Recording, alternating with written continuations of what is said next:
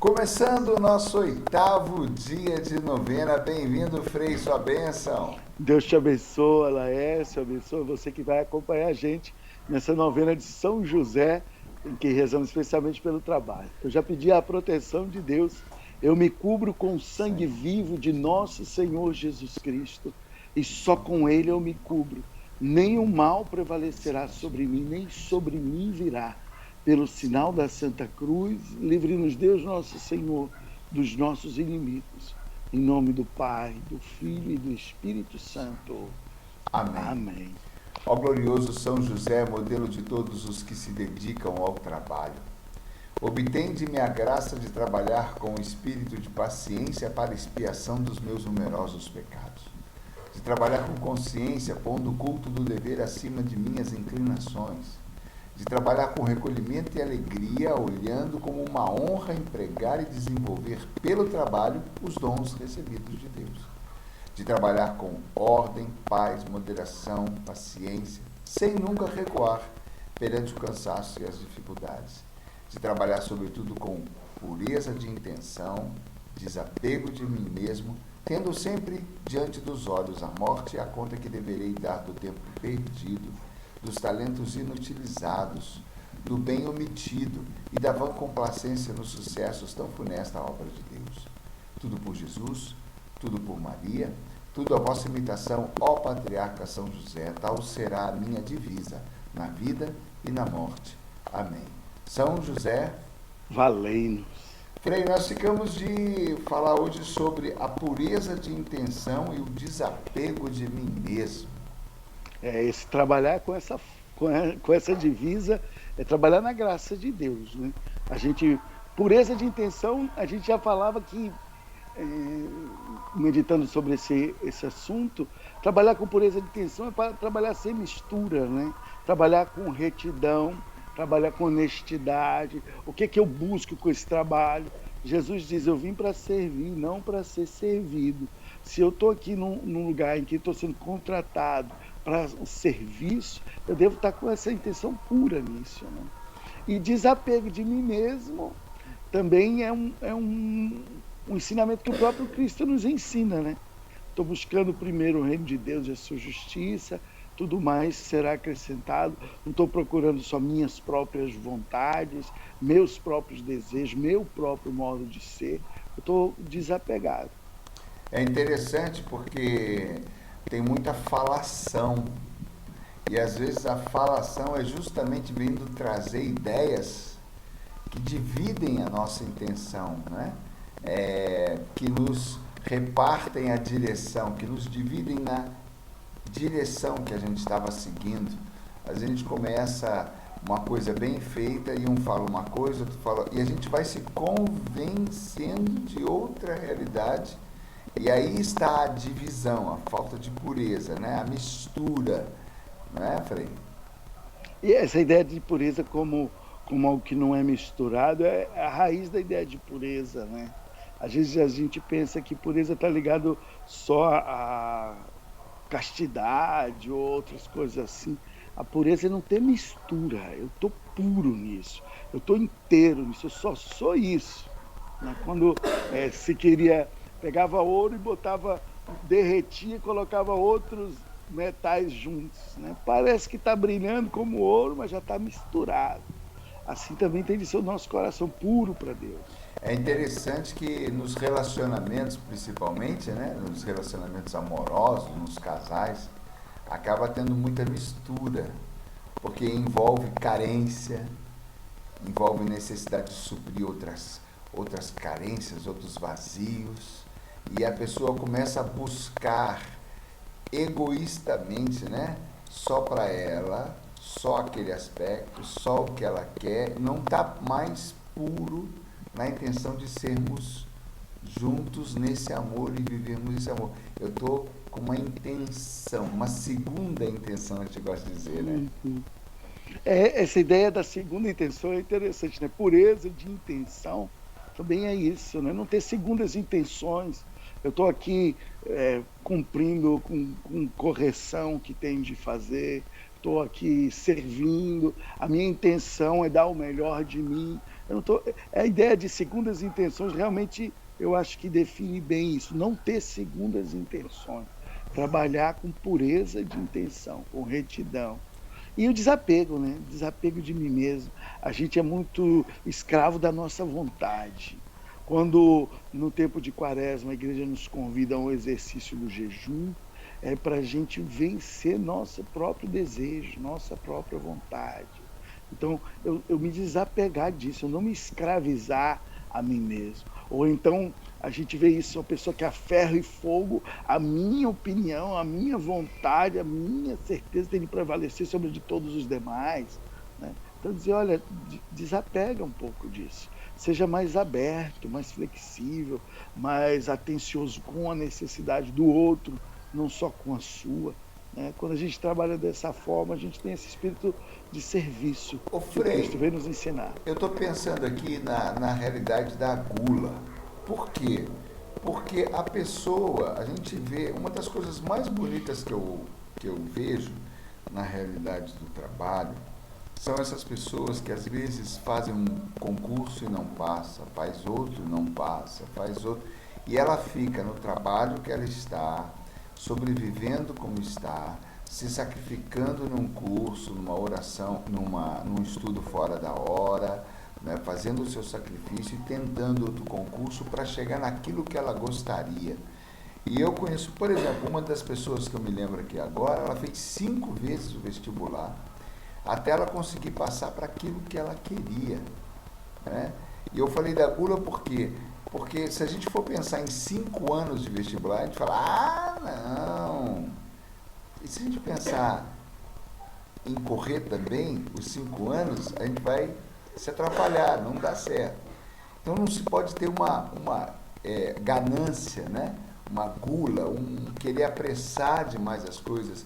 Às vezes eu vou precisar passar por uma etapa de busca, isso vai me temperar, como você está citando o exemplo, né? De gula eu entendo bastante, viu, Lécio? É realmente Quando você assim. faz isso, eu me lembro daquela senhora que falou, o Frei é divertido. Mas é justamente isso. Você. Eu acho que Deus até sabe que muita coisa ele não mostra pra gente, né? Rapaz, a estrada é longa, o caminho é deserto, e o lobo mal passei aqui por perto. Já dizia, a gente caminha e às vezes a estrada vai ser longa mesmo. Vale a pena a gente perseverar, né, em alguns dos nossos Pão desejos. de cada dia, pão nosso de Exato. cada dia. Eu vou Hoje, fazer o meu certo hoje e isso vai dar o resultado. Algumas vezes também a gente põe uma coisa na cabeça e parece que a gente não só vou ser feliz se quando passar no concurso público. Aí você passa 10, 8 anos sem viver. Não é isso também. Tem de saber o discernimento. O que eu estou vivendo hoje, eu quero viver bem. Meu trabalho hoje é esse, o meu estudo hoje é esse, e hoje eu sou chamado a viver na plenitude. E tudo bem, vou me esforçar para progredir, mas eu não posso colocar que a minha felicidade só vai vir quando eu tiver tal emprego, tal concurso, tal estabilidade. Senão, e se aquilo não vier, vou ficar a vida incompleto, né? sabe, ô Frei, eu uso um termo às vezes que parece meio pesado, mas não é. Eu falo para as pessoas, gente, nós somos pagãos, nós estamos nos convertendo, né? E as ideias, a gente reza 1 hora por dia e passa 23 horas por conta da vida comum. Nós não estamos no céu, nós estamos caminhando neste vale, né, de lágrimas. Então é interessante porque várias ideias funestas, né, ideias não cristãs, e que são muito populares e muito comuns, nos tomam. E a gente começa a viver essas ideias sem perceber, sem filtrar. Você está falando disso aí, eu estou lembrando daquela história, né? Hoje é sexta-feira, então hoje é segunda-feira. E filosoficamente, né, tem aquela história de que o ontem não tenho mais. Já passou. O amanhã não existe. O que eu tenho é o agora. Talvez eu só tenha a minha segunda-feira. né? Na segunda-feira só tenho a segunda-feira. É o meu dia da graça. Hoje é o dia da graça, hoje é o dia da salvação. Cada dia é único.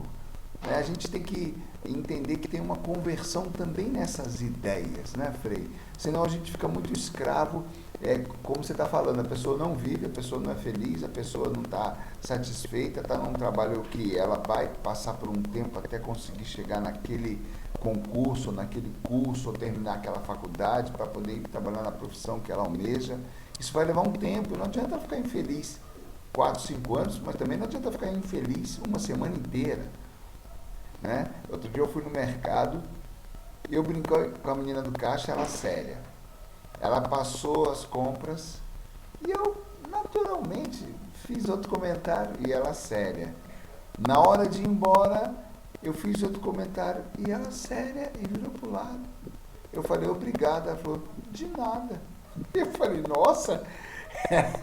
Aí eu pensei, sabe o que eu saí do mercado pensando assim, nossa, se fosse um caixa automático, que eu passasse, pesasse, botasse o dinheiro, recebesse o troco, era a mesma coisa. Porque essa pessoa, coitada, eu fiquei com dó. Essa pessoa está infeliz ali. Mas ela poderia ser feliz vivendo aquele momento, se quisesse, se abrisse, né?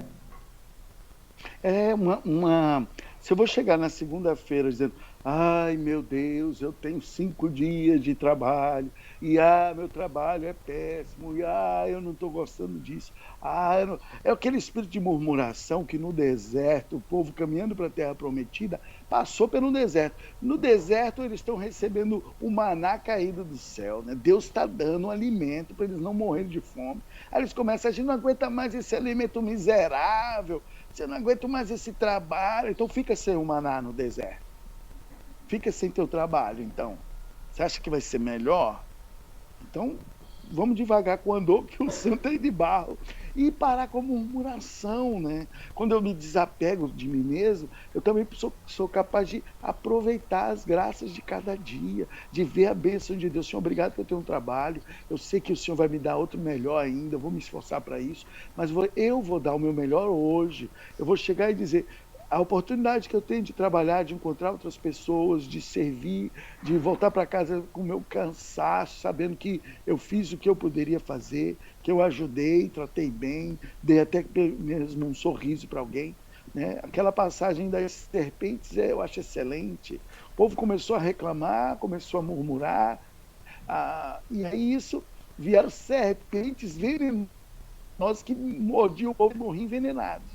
E é isso, o espírito de murmuração, de reclamação.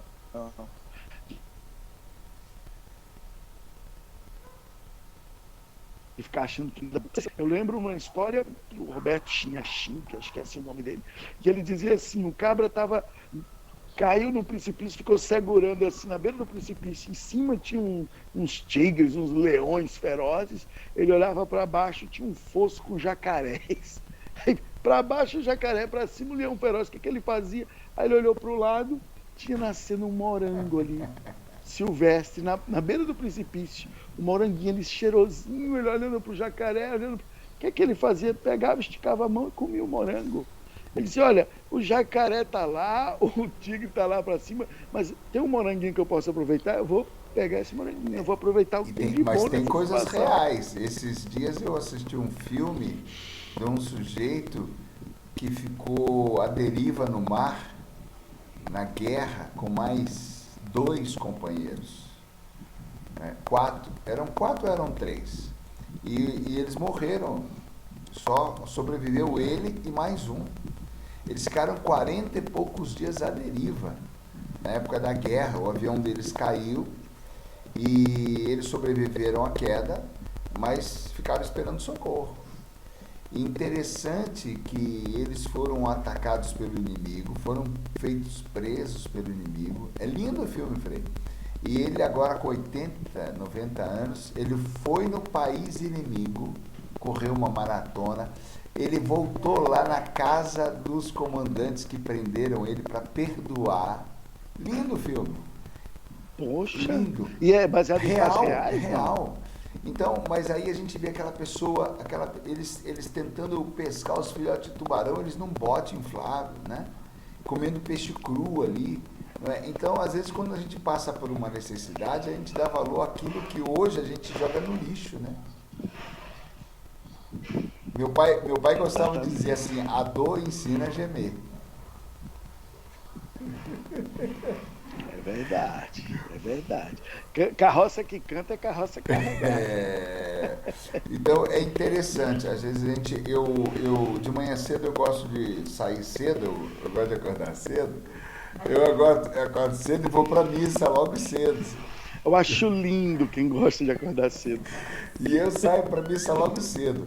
E algumas vezes, Frei, eu fico com o coração apertado. Tem uma senhora idosa, ela deve ter uns 70 anos, mais ou menos, assim. Eu imagino, porque cabeça branquinha.